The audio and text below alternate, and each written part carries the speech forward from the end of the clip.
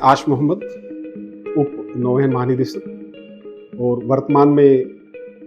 भारत सरकार के पत्तन, पोत परिवहन और जलमार्ग मंत्रालय के अंतर्गत नौवहन महानिदेशालय के वाणिज्य, पोत परिवहन नियम अनुभाग का नेतृत्व कर रहा हूं और वाणिज्य, पोत परिवहन अधिनियम 2025 जो अभी संसद ने पारित किया है,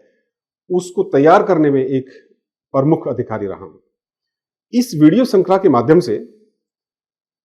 हम आपको वाणिज्य, पोत परिवहन अधिनियम 2025 द्वारा लाए गए महत्वपूर्ण परिवर्तन, महत्वपूर्ण प्रोविजंस, क्या क्या प्रक्रिया सरल की गई है, उन तमाम चीजों के बारे में चर्चा करेंगे और आपको हम ये समझाएंगे कि किस तरह से समुद्री प्रशासन के लिए ये अधिनियम एक निर्णायक मोड़ बन गया है। वाणिज्य, पोत परिवहन अधिनियम 2025 लोकसभा ने 6 अगस्त 2025 को पारित किया, राज्यसभा ने 11 अगस्त 2025 को पारित किया और महामहिम राष्ट्रपति जी की अनुमति, सहमति वो 18 अगस्त को प्राप्त हुई। और इसी के साथ ही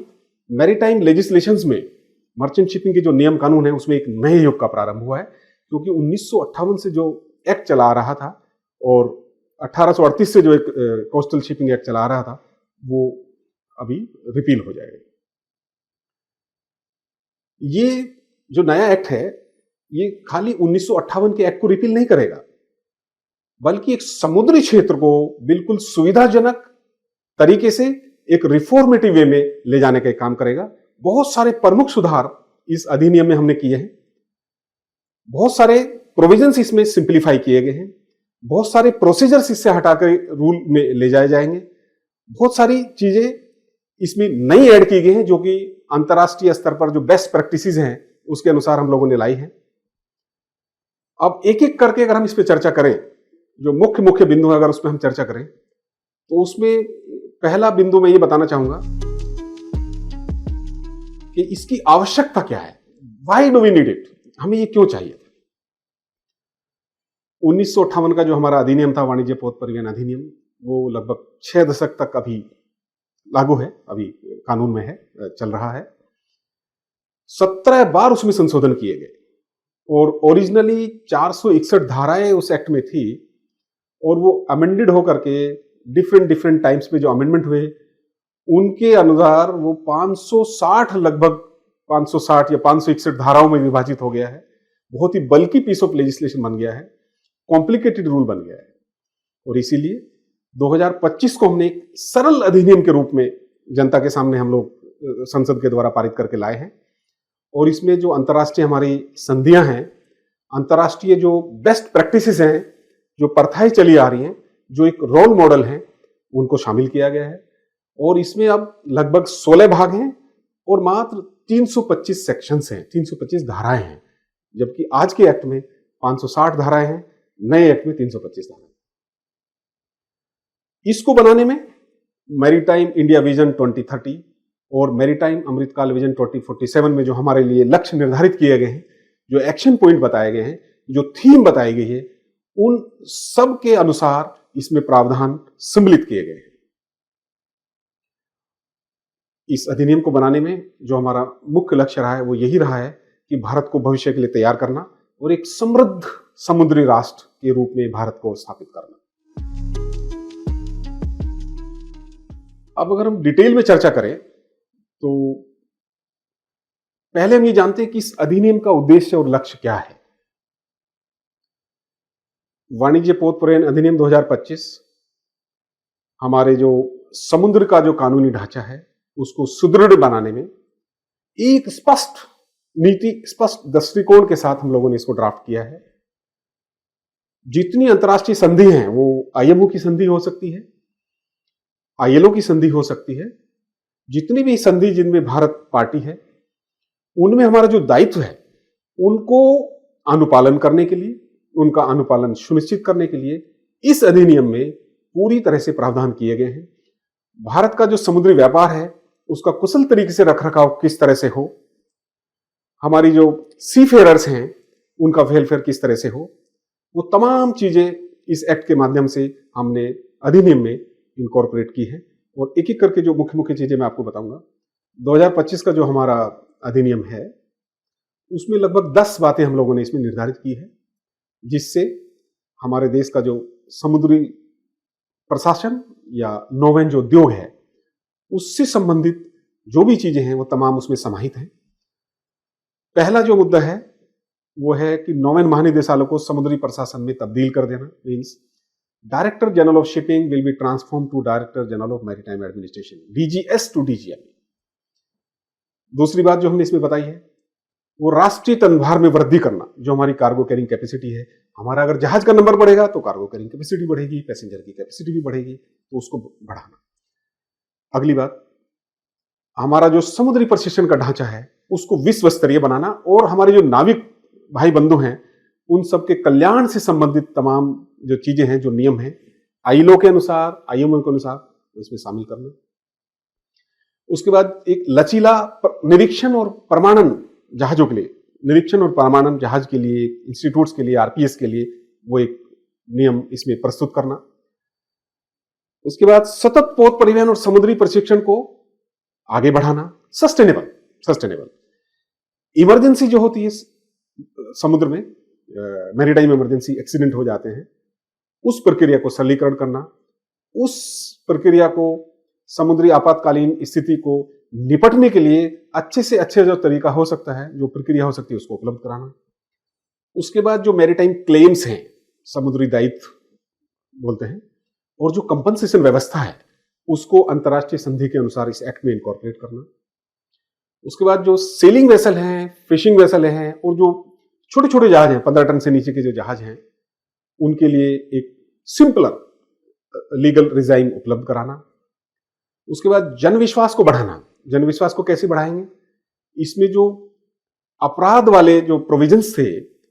उनका अपराध मुक्तिकरण करना। मींस जो माइनर ऑफेंसेस हैं उनको पेनल्टी से डील कर लिया जाएगा, उनको इंप्रिजनमेंट या किसी तरह का फाइन नहीं लगाया जाएगा, बिकॉज फाइन और इंप्रिजनमेंट होने से क्रिमिनल टैग लग जाता है, तो उनको पेनल्टी के द्वारा एग्जीक्यूटिव मैकेनिज्म से, प्रिंसिपल ऑफिसर के कार्यालय से पेनल्टी मैकेनिज्म एक बनाया जाएगा और उसको पेनल्टी इंपोज की जाएगी, सो दैट लोगों में विश्वास हो जाए कि अगर मैं इस सेक्टर में आता हूं तो क्रिमिनलाइजेशन नहीं होगा, अगर कोई गलती हो भी जाती है तो पेनल्टी भर के उससे आप आसानी से छूट सकते हैं। इस अधिनियम का एक मुख्य उद्देश्य डिजिटलीकरण करना भी है। हमारी जो सर्विसेज हैं उनको डिजिटलाइज वे में ऑनलाइन डिलीवरी ऑफ सर्विस के माध्यम से सभी स्टेक होल्डर्स को दिया जाए, और इस दिशा में हमारा जो ई समुद्रा मॉड्यूल है, ई समुद्रा जो प्रोजेक्ट है हमारा, वो बहुत ही एडवांस स्टेज में है, और आने वाले टाइम में हमारी तमाम सर्विसेज ऑनलाइन तरीके से डिलीवर की जाएगी। तो अगर मैं संक्षेप में कहूं तो ये अधिनियम न केवल सुरक्षा की बात करता है, ये नाविक कल्याण की बात करता है, स्थिरता की बात करता है, सतत विकास की बात करता है, पॉल्यूशन प्रिवेंशन की बात करता है, वेलफेयर की बात करता है। तमाम जो चीजें हैं, जो मैरीटाइम हमारा स्फीयर है, कार्गो कैरिंग कैपेसिटी को बढ़ाने की बात करता है, हमारे नंबर ऑफ शिप कैसे बढ़े उसको बढ़ाने की बात करता है, हमारी सेफ्टी समुद्र में कैसे रहे उसकी बात करता है। तमाम स्फीयर में, मैरीटाइम स्फीयर में जो भी बकेट में जितनी चीजें हो सकती हैं उन सबको एक जगह लाकर सिंपल तरीके से इंप्लीमेंट करने की बात मर्चेंट शिपिंग एक्ट 2025 करता है। मर्चेंट शिपिंग एक्ट 2025 ऐसा एक दस्तावेज है जो भारत को एक अग्रणी समुद्री राष्ट्र के रूप में मजबूत करेगा, स्थापित करेगा। इसमें प्रोविजंस किए गए हैं, जो कन्वेंशन है उनको इंप्लीमेंट किया जाएगा,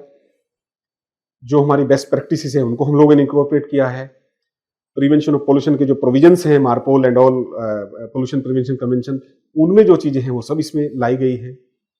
कोई भी संधि, वो शिप से रिलेटेड हो या वेलफेयर ऑफ सीफेयर से रिलेटेड हो, जो भी आवश्यक है वो तमाम इस एक्ट में निहित है, कर दी गई है। हमारा जो अधिनियम है ये भी सुनिश्चित करेगा कि भारतीय जो समुद्री क्षेत्र है वो अंतर्राष्ट्रीय मानकों को पूरा करे। कोई शिप हमारे यहाँ आए तो अंतर्राष्ट्रीय जो रेगुलेशन है उनको फॉलो करे, हमारा शिप अगर बाहर जाए वो भी इंटरनेशनल जो रेगुलेशन आईएमओ आईएलओ ने बताया उनको फॉलो करे, और भारत को एक ऐसा डेस्टिनेशन बनाए जो कि शिपिंग के लिए, कार्गो के लिए, टूरिज्म के लिए, पैसेंजर ट्रांसपोर्टेशन के लिए एक विश्वसनीय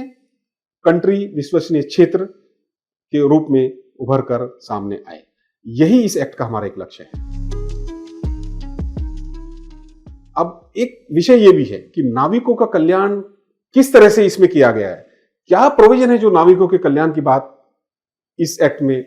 की गई है या प्रोविजन इनकॉर्पोरेट किए गए हैं। इस अधिनियम के माध्यम से कुछ जो महत्वपूर्ण सुधार किए गए हैं उसमें से दो महत्वपूर्ण सुधार हमारे सीफेयर से संबंधित है। पहला सुधार है STCW कन्वेंशन से संबंधित जो प्रोविजंस हैं उनको इसमें इनकॉर्पोरेट किया गया है। ट्रेनिंग का ध्यान रखा गया है, स्किल डेवलपमेंट का ध्यान रखा गया है, COC सर्टिफिकेट कॉम्पिटेंसी किस तरह से मिलेगा उसका ध्यान रखा गया है, एग्जामिनेशन का सिस्टम कैसे होगा ध्यान रखा गया है, इंस्टीट्यूट्स ट्रेनिंग किस तरह से इंपार्ट करेंगे उसके ब्रॉड प्रोविजन इसमें है। डिटेल्स नियमों में रूल्स में शामिल किए जाएंगे, बट जो broad framework of STCW convention है वो इस एक्ट में शामिल है। दूसरा जो महत्वपूर्ण प्रावधान है वो मैरीटाइम लेबर कन्वेंशन 2006 MLC बोलते हैं, उसके तमाम वेलफेयर के जितने भी प्रोविजन है वो शिप पे वर्क कंडीशन को लेकर हो, सोशल सिक्योरिटी को लेकर हो, ग्रीवेंस एड्रेसल को लेकर हो, तमाम प्रोविजन वाणिज्य पोत परिवहन अधिनियम 2025 यानी MS एक्ट 2025 में हम लोगों ने शामिल किए। अब एक बड़ा प्रश्न ये भी है कि हमारा जो 2025 का एक्ट है वो किन किन कानूनों को निरस्त करेगा, मतलब कौन कौन से कानून रिपील हो जाएंगे। तो आज we have merchant shipping act 1958, we have coasting vessel act 1838, एक प्रोपेल्ड को डील करता है, एक नॉन प्रोपेल्ड को डील करता है। इन दोनों को मिलाकर के एक सिंगल कानून हम लोगों ने बना दिया है, मर्चेंट शिपिंग एक्ट 2025, जो रजिस्ट्रेशन सर्वे सर्टिफिकेशन की बात करेगा। और जैसे ही ये एक्ट लागू होगा, 2025 का एक्ट लागू होगा, हमारा कोस्टिंग वेसल एक्ट 1838 रिपील हो जाएगा। 1958 का हमारा जो मर्चेंट शिपिंग एक्ट है वो लागू हो जाएगा। इस एक्ट को लागू करने के लिए अभी कुछ नियम ड्राफ्ट किए जा रहे हैं, और जब भी नियम का ढांचा हमारा तैयार होगा हम पुराने एक्ट को, मर्चेंट शिपिंग एक्ट 1958 और कोस्टिंग वेसल एक्ट 1838 को रिपील कर देंगे, निरस्त कर देंगे, और ये नया एक्ट जो है वो लागू हो जाएगा। इस एक्ट को लागू करने के लिए एक छोटा सा हमें नोटिफिकेशन अभी लाना होगा, बट हम लोग जो है नियम जो ढांचा है, नियमों का जो ढांचा है उसको बनाने में अभी हमारी टीम लगी हुई है, और जैसे ये नियम का ढांचा हमारा तैयार होता है तुरंत हम इस एक्ट को लागू करेंगे। यदि हम निष्कर्ष की बात करें तो MS एक्ट 2025 मात्र एक कानून नहीं है, ये एक ऐसा अधिनियम है, ये एक ऐसा दस्तावेज है जो हमारे समुद्री क्षेत्र को, समुद्री उद्योग को आधुनिक बनाने में मदद करेगा, जो नियमों का अनुपालन है उनको सरल बनाएगा, भारत का जो टनभार है, हमारा जो राष्ट्रीय बेड़ा है जहाज का, उसको बढ़ाने में मदद करेगा, हमारे जो नाविक भाई बहन समुद्र में कार्य कर रहे हैं उनकी रक्षा और कल्याण के लिए कार्य करेगा, हमारा जो पर्यावरण है उसको प्रोटेक्ट करेगा, हमारा जो शिप्स हैं उनकी सेफ्टी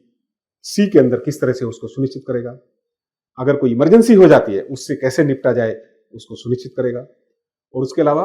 ये भारत के समुद्री क्षेत्र के लिए एक रोड मैप है जो निवेश को बढ़ावा देगा। अगर सारी चीजें सेफ्टी के साथ, प्रिवेंशन ऑफ पोल्यूशन के साथ, वेलफेयर ऑफ सीफेरर के साथ, इंक्रीज इन टनेज के साथ आगे बढ़े तो इसमें कोई शक नहीं है कि भारत एक अग्रणी राष्ट्र के रूप में आगे बढ़ेगा, और भारत एक मजबूत, एक अग्रणी मैरीटाइम नेशन के रूप में आगे आएगा। और यही इस मर्चेंट शिपिंग एक्ट 2005 का एक उद्देश्य है, और मुझे उम्मीद है कि आने वाले टाइम में ये एक्ट और इसके जो भी रूल्स रेगुलेशन महानिदेशालय भी बनाएगा वो अच्छे से आप सभी के हितों को ध्यान में रखते हुए ड्राफ्ट किए जाएंगे, और ये एक्ट जब लागू होगा, इसके नियम जब लागू होंगे तो ये एक ऐसा नियम और कानूनी ढांचा आपके सामने पेश करेगा जो कि अनुपालन सुनिश्चित करने में बिल्कुल हितधारकों की जो धारणाएं हैं, जो इंप्रेशंस हैं, उनको दूर करेगा और एक सही दिशा की ओर हमारे देश को ले जाएगा। धन्यवाद।